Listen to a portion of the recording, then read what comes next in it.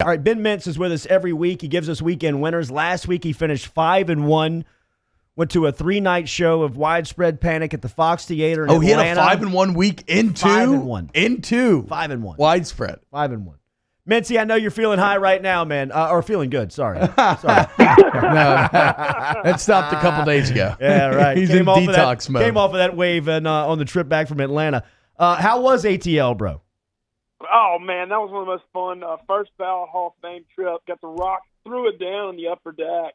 Was yelling "Go Tigers," raging for LSU up there in the playoff game. Felt like I was there for 6 nights. I mean, it was certainly a marathon. Never really had too much more fun though. LSU playoff game into 3 nights, and felt the LSU vibes at the Fox Theater too the other night when I sent you that video. It was going back to New Orleans for this title game. Incredible trip. We threw it down, and man, excited about 2020. Loved finishing 5-1 last week, finishing over 500 for the regular season too. My man Rock Lee, who is has been a panic head for a long time. Oh, really? Rock, Rick, and Dick. I mean, of course. He was looking for Mintz's number on the first day of the show, and I believe you guys hooked up. Oh, we talked a bunch. Yeah. He loves Ben Mintz. He loves Mincy. And then, hey, Mintz, I got to say, man, you look good in the disco shirt. Looking good. I don't know if you've been running. What? I thought you looked happy. You look good. You look like you were owning the ATL. Everybody was happy.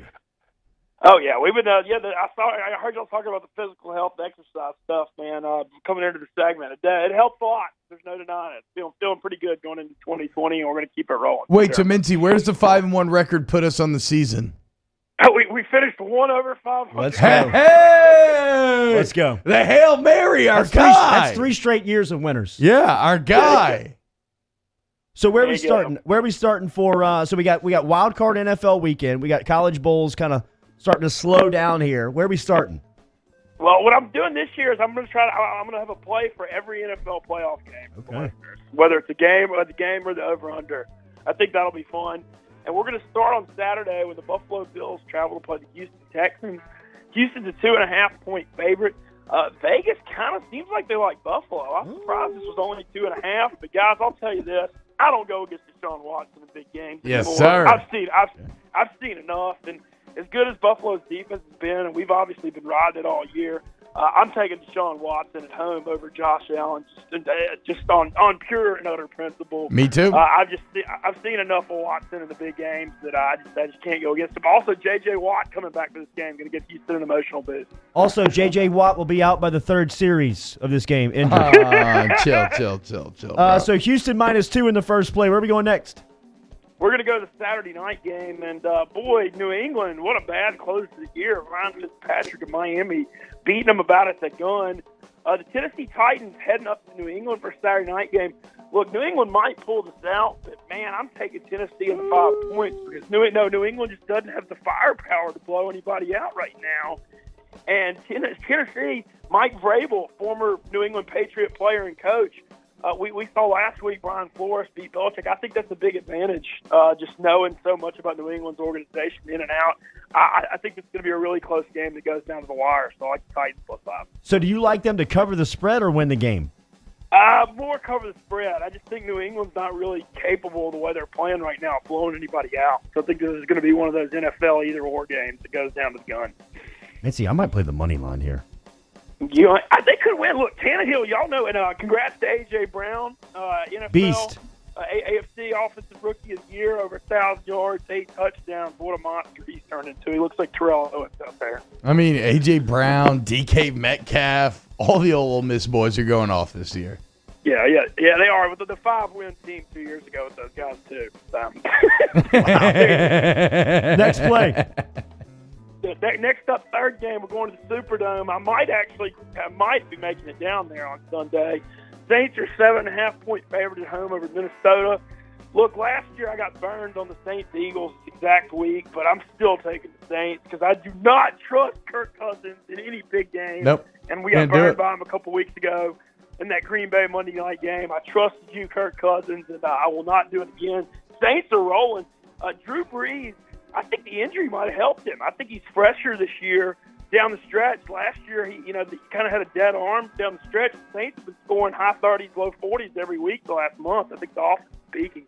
Yeah, it's kind of funny, Mintz. I never thought about it through that frame where, yeah, like the amount of games that he missed, it's basically he's peaking at the same time that he peaked last season. It's just you pushed it later into the year. Yeah, and to your point, Mincy, the Saints over the last 7 weeks are averaging 36.5 per game. That leads the NFL during that span.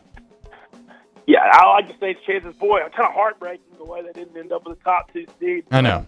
I'm not going against this team. And also, Alvin Kamara finally healthy from ankle sprain. I mean, that's a lingering injury. Finally has looked explosive the last 2 weeks, and obviously that's huge for the offense. Saints -7.5 for the third play of the weekend. Where are we headed next? The final game is Seattle heading to Philly. This game, both these teams are just walking wounded. I mean, who's even out there at this point? I mean, both those teams, so many injuries. Seattle's a 1.5-point favorite. I don't have a strong opinion on that. I like under 45.5. I just think both of these teams have so many players out on offense. It's just going to be a grinded-out playoff game. And they played a game earlier this year that Seattle beat them like 17-3 at Philly early in the year, and I'm going under 45.5 here again. All right, under 45.5, Philly and Seattle. That's our fourth play of the weekend. Where are we going next? That's what we got, man. Okay. I don't have these college bowl games. I'm not going to sit here and act like I'm some savant on these. These are tough to call. There aren't too many left. I do want to congratulate Tulane though on making a bowl game and playing tomorrow. I think it's great for the program. Mincy, what about old DJ Durkin joining the squad? Defend your people. Man, I love Coach McIntyre, but the thing is, I'm so happy about the Lane Kiffin hire. I'm going to let him do what he wants. I'm not going to sit here and come back and armchair quarterback anything. It's a monster upgrade, and he can pick whoever he wants as long as our fans the Rebel fans are fired up. I'm fired up, and that's what it is. What do you think about Joe Moorhead maybe being out at Mississippi State? I hate to hear that because I was actually thinking Elijah Moore was kind of a prophet in a way with the dog pee that saved Ole Miss. Getting Matt Luke out of there and it keep Joe Moorhead at State. I'm hoping Joe Moorhead stays at State. Hearing Billy Napier's name, the ULL coach, who I know on OTB, I'm hearing his name, though he has ties to to the State. He's a former assistant there. I'm hearing that's who they're after. Yeah. Ribs, how great would that be, right? That's your boy. You know him through the show. That would be great. He did sign an extension yesterday, so now Mississippi State will have to pay more money. Just going to have to get more money from the boosters. What's an extension for college football head coaches? That's the most fake It thing means ever. more money from Mississippi State. Kevin Huey just walked out. Going to have to hit him up. Yeah. Hopefully Christmas went well. All right, Mincy. So maybe New Orleans. Not yet committed. Yeah, maybe. Bo Rivage Blux, he's got a big poker series tournament this year, but I'm feeling. I'm starting the hashtag Destroyer 2020. I'm telling y'all, huge poker next 8 months. I mean, y'all are gonna see it. I'm gonna throw it down on these fools. We're getting back out on the road, and it's gonna be a whole heck of a lot of fun. I'm feeling the health turnaround really helps the mind at the poker table. Absolutely. So we're gonna get after them. Mincy, what about how to go with the Otter back in Atlanta on Sunday?